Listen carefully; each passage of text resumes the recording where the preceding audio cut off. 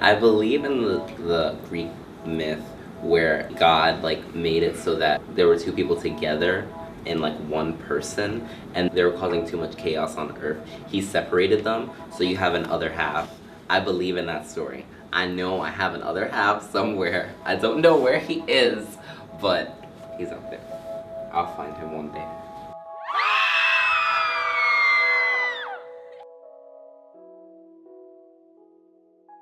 Do you believe in love? Both of you? What? Yeah. Yeah, definitely. I believe in love. Love is. Yes, I think it's very real. I do believe in love, and I think that love is sort of at the root of this issue. I think I knew on some level that I was gay, like from a really young age, but I think that it took me a really long time to like accept it fully enough to come out to myself and to others. So I didn't come out until I was 20.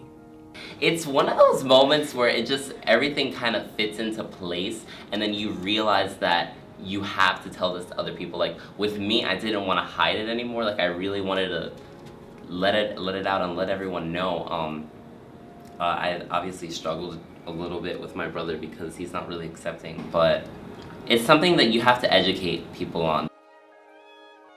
They were, I think, the 7th couple to get married. I went with them to the courthouse, and my mom had been fighting the gay rights fight all the way. And so it was really, I think, a great moment for her because she had fought so hard, and now finally she could marry my mom. And we went to the courthouse at like midnight, and my brother was in a stroller, and I was carrying a little stuffed animal, and they got married, and it was great. It was really cool. I have two moms. When you're a little kid, you're sort of just faced with these two, if you're fortunate, two really loving and caring people, and they're seen as parental roles for you. They're your support system, and it wouldn't have made sense when I was younger to ever really question that and question the gender of these people who loved me and cared about me. Sometimes people sort of separate lesbian moms from regular moms, and it's just, it's ironic to me because there isn't a difference in the way that a parent, loves a child or takes care of a child because of their sexuality.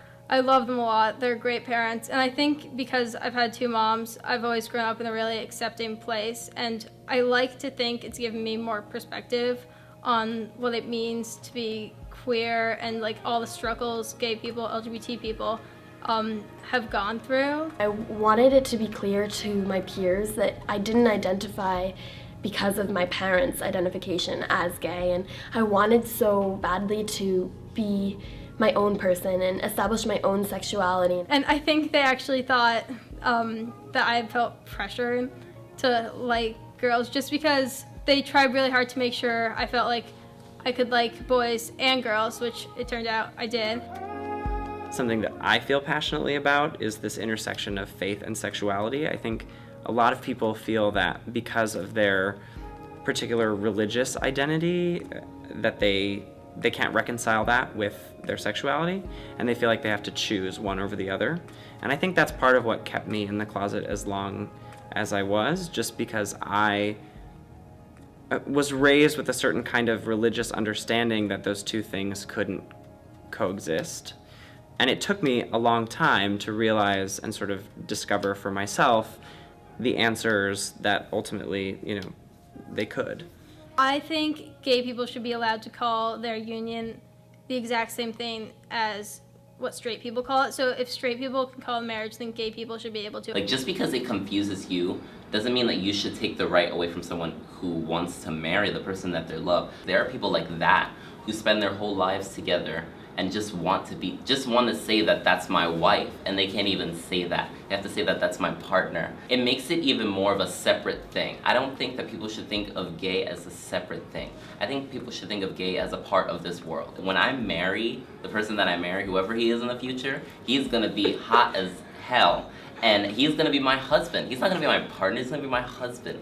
Because, to be honest with you, that's the person that I love and that's the person I'm going to marry. It's the same love, and did I just go Macklemore? Oh God, it's like I'm a straight person. gay marriage is something that will very soon be legalized on a national level. Given the sort of rise of these Supreme Court cases that are continually sort of chipping away at the issue. I remember being really excited when I came to CA that this was a place where I could be really open, and not even that I could be open about my parents, but that no one would care. I'm so jealous of the students here because I feel like there's such an open, welcoming community, and that, oh my gosh, it would be so easy to be a teenager and gay here. But I don't think that that's ever actually the case. I don't think it's ever just easy to be gay or to realize that you're gay and have the process of coming out. No matter how welcoming an environment you're in, I think there's always a little bit of a struggle there. In terms of sexual orientation, I feel very comfortable at CA. It's one of the reasons I came. I hadn't come out yet, but I said, like, they have the first GSA, that's really interesting. The groundwork is already starting to be laid with like the genderqueer and the trans task force, things like that, like having a more sort of sensitive approach to those kinds of issues. I like more gender neutral places, like gender neutral bathrooms, and of course that change has been made a little. I think that CA is an open community, but at the same time, I think that it's easy to confuse CA for being this really open and accepting place when there's actually pretty harsh enforcements that make it so CA is a place where there isn't bullying. That's not to say that there's not still room for improvement or growth or heightened awareness, but I personally feel this is an amazing environment to be in. Love is this intense, overwhelming experience, and I don't think that love should be confined or contained to gender, because it's really about people loving each other. Love is whatever. It's not the be all and end all of everything. So I kind of mean whatever in the chill, like whatever, or the also literally whatever you want. Love is putting someone else's needs before your own.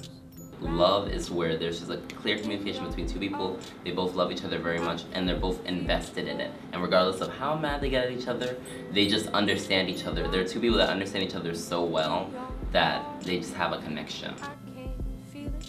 I have no idea. I haven't experienced what love is yet, but hopefully I will.